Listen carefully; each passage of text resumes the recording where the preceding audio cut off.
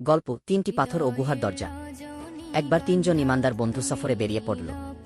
হঠাৎ এক বৃষ্টির দিনে তারা আশ্রয়ের জন্য একটি পাহাড়ি গুহায় ঢুকে পড়ল। হঠাৎ করে পাহাড় থেকে একটি বড় পাথর গড়িয়ে এসে গুহার মুখ বন্ধ করে দিল। তারা বাইরে বেরোতে পারছিল না।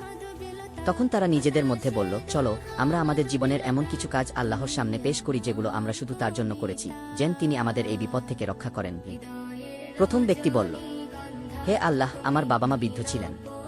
আমি প্রতিদিন কাজ শেষে দুধ নিয়ে আসতাম এবং যতক্ষণ না তাদের খাইয়েছি ততক্ষণ আমার সন্তানদেরও দিতাম না। একদিন এত দেরি হলো যে বাবা মা ঘুমিয়ে পড়েছিলেন। আমি সারা রাত দাঁড়িয়েছিলাম তাদের জাগা পর্যন্ত, যাতে আগে তাদের খাইয়ে তারপর বাচ্চাদের দেই। হে আল্লাহ, যদি এটা আমি তোমার সন্তুষ্টির জন্য করে থাকি তাহলে দয়া করে আমাদের থেকে এই পাথর সরিয়ে দাও। একটু পাথর সরল। দ্বিতীয় ব্যক্তি বলল, হে আল্লাহ, একবার আমি আমার এক আত্মীয়ের প্রতি আকৃষ্ট হয়ে পড়েছিলাম এবং সে অভাবগ্রস্ত ছিল। আমি তাকে টাকা দিলাম, কিন্তু সে বলল, আল্লাহকে ভয় করো,